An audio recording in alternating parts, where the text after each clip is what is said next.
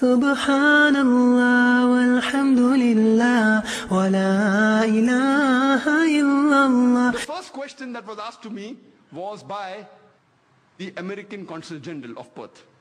And the first question he asked me, Dr. Naik, do you consider Osama bin Laden to be a terrorist? And I told him, as far as Osama bin Laden is concerned, I don't know. I haven't met him. I haven't interrogated him. He is neither my friend, neither is my enemy. I cannot give the answer based on the news reports of BBC and CNN. If you want the answer based on BBC and CNN, you have no option but to say he's a terrorist. But the Quran says in Surah Hujurat, chapter number 49, verse number 6, that whenever you get information, check it up before you pass it on to the second person. So therefore, as far as Osama bin Laden is concerned, I cannot say whether he's a terrorist or not. He's neither my friend, neither my enemy. I haven't interrogated him. But what I can say very well, that we have got established proof very well from the same media controlled by them, from CNN, from BBC. We know that thousands of innocent Afghans have been killed in Afghanistan. Thousands of Iraqis have been killed in Iraq. Even if we agree, 9/11, they say, was done by Osama bin Laden. No proof, hypothetical. When the Afghanistan government wants proof, George Bush gives it to Tony Blair. He gives it to Musharraf. And normally, even if we agree, for sake of argument, Osama bin Laden did it, for sake of argument. But does it justify in killing thousands of innocent people? Normally, on an international level, there's extradition policy, that whenever any person who's a culprit in a country goes to another country, you can get him back. For example, India and UK have extradition policy. A few years back, one of the music director, Nadeem, according to Indian government, he was involved in murder. He goes and sits in UK. The Indian government has extradition policy with UK, but when they wanted him back, they said, prove it that he's a culprit. Many people from India went there. Our police force went there. They could not prove. They even had to pay for the lawyer charges of that Nadeem.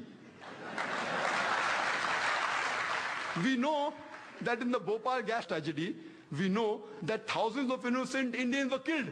The person of Union Carbide goes to America and sits there. Imagine the Indian government attacking America, give the person back. Is it right? Why don't they do it? It is proved. Union Carbide, thousands of innocent human beings killed, injured, wounded, damaged for life, families ruined, ran away. We have extradition policy, nothing happens. So Afghanistan and USA don't have extradition policy yet. Even if you agree, for sake of argument, Osama bin Laden did it, it does not justify killing of innocent human beings. More than 3,000 to 5,000 Afghans were killed. Then, after a couple of years, goes to Iraq, weapons of mass destruction. And they go there, after the attack, they don't find anything. Yet, they're controlling Iraq.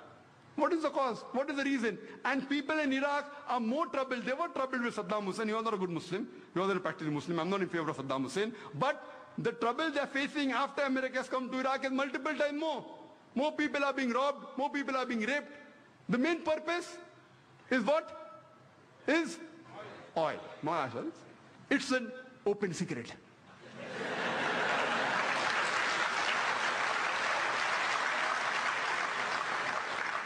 So I told the American Consul General at that time that according to me, #1 terrorist in the world is George Bush.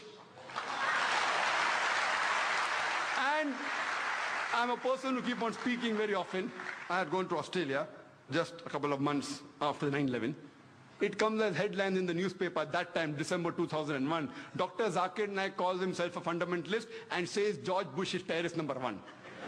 I did not know of any speaker on a public level, I don't know, maybe, who has condemned George Bush as terrorist #1. Today, it is very common. I can name 100 top personalities.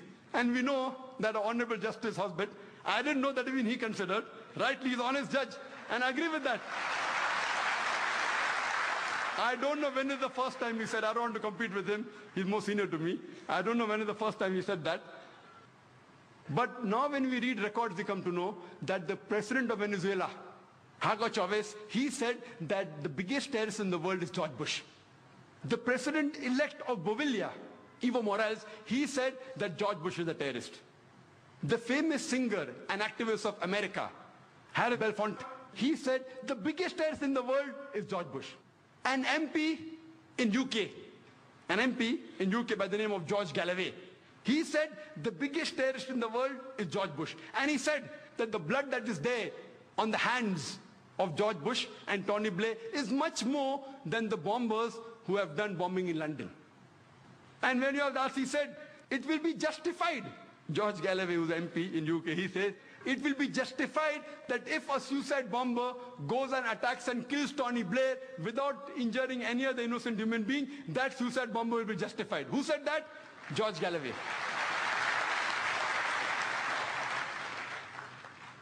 We have Jyoti Basu, a few months back. He said, when George Bush came to India, that number one terrorist is George Bush. Everyone says that, but the Indian government wants to invite him. For what? So that we learn the art of terrorism? Recently, a couple of days back, it was a news article in the newspapers that the Nobel Prize winner Betty Williams, she said that she would love to kill George Bush. Subhanallah walhamdulillah wa la ilaha illallah.